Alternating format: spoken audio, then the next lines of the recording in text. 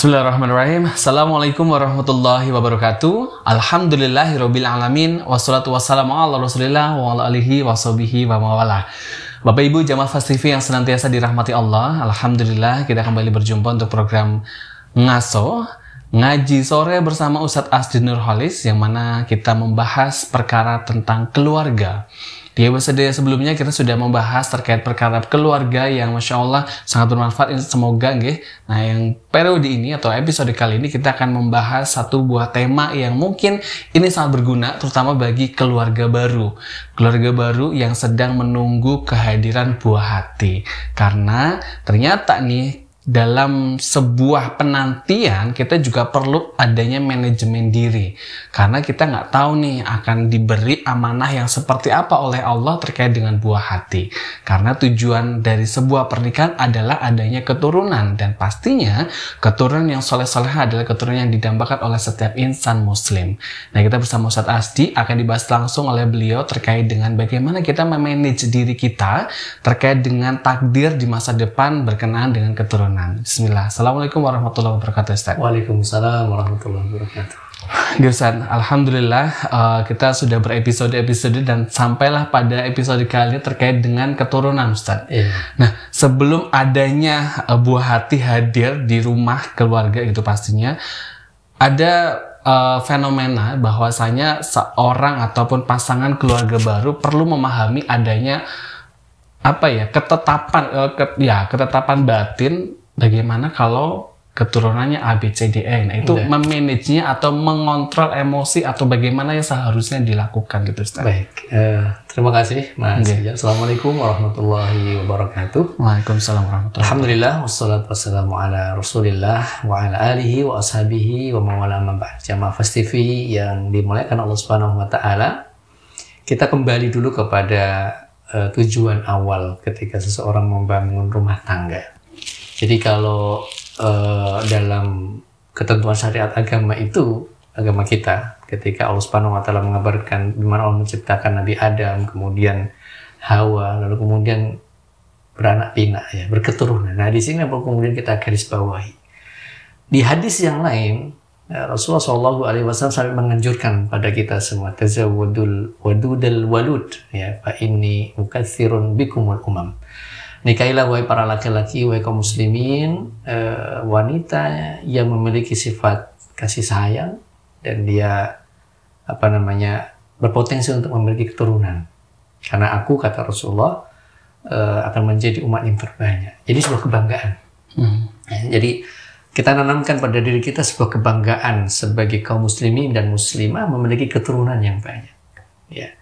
Jadi kalau mau dibahas atau kemudian kita renungi pada hadis ini, nggak ada pembatasan sebenarnya. Ya, jadi itu rezeki dari Allah Subhanahu wa taala. Allah Subhanahu wa taala yang mengatur, Allah Subhanahu wa taala yang memberikan itu berkaitan dengan keturunan, ya.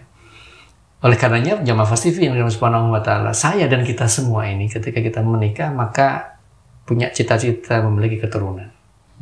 Ya. Jangan ada rasa takut, ya. Jangan rasa ada khawatir. Mungkin takut, kekhawatiran ada. Tapi Islam memberikan solusi. Ada orang khawatir rezeki, Allah Subhanahu wa taala menanggung rezekinya. Mungkin ada orang khawatir bagaimana cara mendidik. Insya Allah banyak referensi dan bagaimana Islam memberikan ketentuan dalam mendidik keluarga. Ya. Tapi jangan pernah berpikir untuk tidak punya keturunan. Ya. Tidak pernah dan jangan pernah berpikir aku nggak punya anak. Nggak pengen punya anak, jangan sampai. Ya, jadi ini yang kemudian perlu pondasi awal yang kita harus pahami bersama. Ada yang berpikir punya anak ini susah, Repot kayak gitu. repot, kemudian sakit, ya kan, macam-macam. Punya anak begitu, nggak punyanya juga begitu, ya kan. Oleh karena jemaah Fast TV yang dirahmati Allah Subhanahu wa taala, sebelum kita melangkah lebih jauh, kita ingat pada hadis Rasulullah SAW yang sangat populer ya, idza mata ibnu adam inqata amaluhu illa min salatin. Jika anak Adam itu nanti meninggal dunia, maka semua amalnya terputus. Mudah-mudahan kita diberikan husnul khotimah ya. Kecuali 3 hal ya, ilmu yang bermanfaat, ilmu yuntafa'u bi, shadaqatun jariyah, aw waladun shalihun yad'u lah. Ternyata agama kita jamaah Fast TV yang dari Allah Subhanahu wa taala, agama kita menempatkan keturunan, anak, keluarga ya, yang ada di bawah kita ini menjadi aset dalam kebaikan kita setelah kematian kita sebagai orang tua. Jadi ini membuat kita semangat, membuat kita kemudian memiliki cita-cita agar memiliki keturunan. Ya, karena apa? Keturunan yang soleh itu nanti menjadi aset setelah kita meninggal dunia, di mana semua amal kita terputus, ya kecuali 3 dan salah satunya di situ ada anak yang soleh yang akan mendoakan kita. Nah, ya, sehingga ini kita menyiapkan, memanage diri kita bahwa punya anak itu kebutuhan kita bagi kita yang sudah berpasangan, sah secara syar'i, ya kan gitu. Bagi kita yang sudah menikah, punya anak, punya keturunan itu harus direncanakan. Ya. Kemudian yang kedua, kalau itu menanamkan keturunan itu penting. Yang kedua, merencanakan.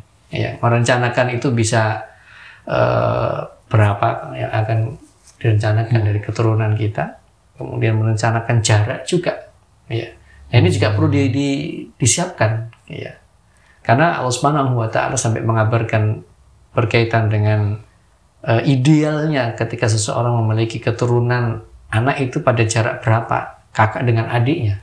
Allah Subhanahu wa Ta'ala mengabarkan pada ayat itu di surat Luqman, ya, wa fisaluhu fi amaini, bahwa seorang wanita itu nanti akan menyapih anaknya 2 tahun. Nah, ini hal yang semacam ini perlu kemudian disiapkan, dimanage oleh kedua calon orang tua yang akan punya anak. Jadi berpikir nanti anak ini mau dikasih asupan apa, dan jarak antara kakak dengan adiknya mau berapa tahun. Allah Subhanahu wa Ta'ala mengabarkan tadi setelah 2 tahun disapih, itu jarak dan posisi yang paling luar biasa. Dan itu juga dikuatkan nanti di surat Al-Ahqaf ayat 15 ketika Allah Subhanahu wa Ta'ala mengabarkan bahwa wasainal insana biwalidi ihsana hamalatu ummuhu kurhan wa wada'uhu kurhan wa hamluhu wa fisaluhu 30 syahr. Bahwa fitrah bagi seorang wanita itu dia akan mengandung. Jadi ini para ibunda dan calon ibunda dan para wanita dimanapun Anda berada, tanamkan, sadarkan, fahamkan pada diri kita, para wanita, bahwa Anda nanti punya kewajiban secara fitrah itu ada mengandung. Ya. Dan Allah kabarkan mengandung itu susah, berat, ya. Berat artinya apa? Wa hamluhu wa fisaluhu, ya, wa wada'atul kurha, ya. Jadi ketika dalam kondisi hamil juga susah, dalam kondisi persalinan juga berat, gitu kan. Ya. Lalu kemudian hamluhu wa fisaluhu 30 syahr. Ayat ini sebagai dasar bahwa ada kewajiban pada orang tua itu untuk memberikan ASI-nya, ya, sebagai ibunda dari anak tersebut. Karena dalam ayat ini Allah SWT mengabarkan bahwa di situ dia ada batas di mana dia mengandung dan kemudian menyapih, jadi memberikan ASI eksklusif kepada anaknya. Ini harus direncanakan, karena kadang-kadang jemaah Fast TV yang Subhanahu wa Ta'ala, oke, kita ingin punya anak, tapi kadang tidak siap untuk kemudian memberikan asupan yang terbaik bagi anak itu. Dan asupan yang terbaik yang Allah kabarkan pada ayat ini tadi adalah ASI, yang itu Allah Subhanahu wa Ta'ala sudah memberikan ketentuannya kepada kita sebagai hambanya. Ya. Nah, jamaah Fast TV yang dirahmati Allah Subhanahu wa Ta'ala, yang perlu kemudian kita persiapkan adalah di samping kebutuhan untuk memiliki anak tadi, lalu kemudian mempersiapkan jarak waktunya, juga adalah kita menyiapkan diri kita dengan penuh keridhaan, ya, apapun dan amanah yang akan Allah berikan pada kita dari anak-anak kita. Ya. Siap lah ya, siap mendapatkan apapun. Apapun, gitu. Ya. Siap apapun itu maksudnya adalah bahwa pertama dari jenis kelamin. Iya, benar. Jadi jenis kelamin laki-laki ataupun perempuan itu ketetapan Allah Subhanahu wa Ta'ala. Ya. Karena Allah Subhanahu wa Ta'ala mengabarkan wallahu ya'lamu ma tahmilu kullal unsa. Dan Allah Subhanahu wa Ta'ala Maha mengetahui apa yang ada kandungan pada setiap wanita. Ya, ketika dia mengandung itu. Jadi Allah Subhanahu wa Ta'ala tahu apa yang ada, Maha tahu sebelum mungkin teknologi ada, ya. Ya kan gitu. Misalnya sekarang ada USG, kemudian dicek nanti jenis kelaminnya apa, laki atau perempuan. Tapi kan USG itu juga boleh kita bilang itu hanya terbatas pada jenis kelamin. Ya, tapi yang lebih-lebihnya dari itu. Ya, seandainya itu nanti bagaimana jantungnya segala macam memang bisa didetekkan gitu. Tapi yang dibalik itu nanti gedenya seperti apa itu kan nggak ngerti. Hanya sesuai dengan kemampuan teknologi yang dibuat oleh manusia dengan alat yang seperti dengan USG tadi itu kan. Oleh karenanya ya jemaah Fast TV yang dirahmati Subhanahu wa taala, kita ingat bagaimana Imratu Imran, bagaimana istri dari Imran yang tidak lain itu adalah ibunda dari Maryam. Ya. Ketika dia mengatakan qalat rabbi inni nadartu ma fi batni muharraran wa taqabbal minni innaka antas samiul alim. Wahai Allah, makna ayat ini ya bahwa aku wahai Allah aku berjanji, punya janji agar janin ini nanti terlahir laki-laki. Itu janjinya dia. Ya, yang mana kalau nanti terlahir bayi laki-laki, makna dalam ayat ini adalah nanti karena laki-laki itu akan menjadi pemimpin, laki-laki akan kemudian menjadi mujahid gitu kan. Makna pada ayat disebutkan oleh Sayyid At-Tantawi pada tafsirnya itu bahwa Imratu Imran yang bernama Hannah yang tidak adalah ibunda dari Maryam itu berharap kalau lahir laki-laki dia akan menjaga Baitul Maqdis. Ya. Tapi kan kemudian Subhanahu wa taala kepada falamma wada'at ya. Tapi ketika kemudian masa persalinan datang, inni wada'tuha unsa, tapi ternyata ya Allah yang terlahir itu perempuan. Wallahu a'lamu bima wada'at, dan Allah Maha tahu ya sebelumnya bahwa memang akan terlahir bayi perempuan. Maka kemudian dia mengatakan inni walaysa dzakaru kal unsa. Kemudian Allah Subhanahu wa taala kabarkan laki-laki tidak sama dengan perempuan. Maksudnya begini, Imratu Imran tadi beliau bernazar, berjanji pada Allah kalau terlahir bayi laki-laki dia akan menjaga Baitul Maqdis. Tapi kemudian Subhanahu wa taala menghendaki yang terlahir perempuan. Dalam ayat ini Imratu Imran atau Hannah namanya itu, beliau tidak menyesal. Tapi beliau malah meminta maaf, ya Allah ternyata bukan laki-laki. Dan ternyata Allah kabarkan walaysa dzakaru kal unsa. Ternyata wahai Imratu Imran, makna pada ayat ini ternyata yang terlahir wanita itu bisa jadi dia lebih soleh, lebih solehah, lebih baik bagimu dan keluargamu. Dan ternyata kan benar. Ternyata terlahir dari rahimnya Imratu Imran tadi seorang jabang bayi wanita yang bernama Maryam, dan barulah kemudian dari Maryam itu terlahir Nabi Isa alaihissalam. Jadi di sini jamaah Fast TV yang dari Subhanahu wa taala kita belajar bagaimana Allah Subhanahu wa taala mengabarkan pada kita berkaitan dengan jenis kelamin yang akan terlahir itu. Ya kan gitu. Jadi Anda, saya, dan kita semua berharap nanti yang terlahir laki-laki. Misalnya punya keinginan itu. Ternyata yang lahir perempuan seperti Imratu Imran ya terima saja. Karena kita nggak ngerti kebaikan itu apakah di jenis kelamin laki-laki atau di jenis kelamin perempuan kan gitu. Sehingga ini ada kata ridho tadi. Ada kata ridho dengan apa yang Allah berikan ya pada kita, dalam hal ini amanah anak itu dari jenis kelamin. Atau ya jamaah Fast TV yang dari Subhanahu wa taala, ada orang yang berkeinginan punya sebaliknya tadi, punya keturunan perempuan, ternyata lahir laki-laki. Semuanya ada kebaikan.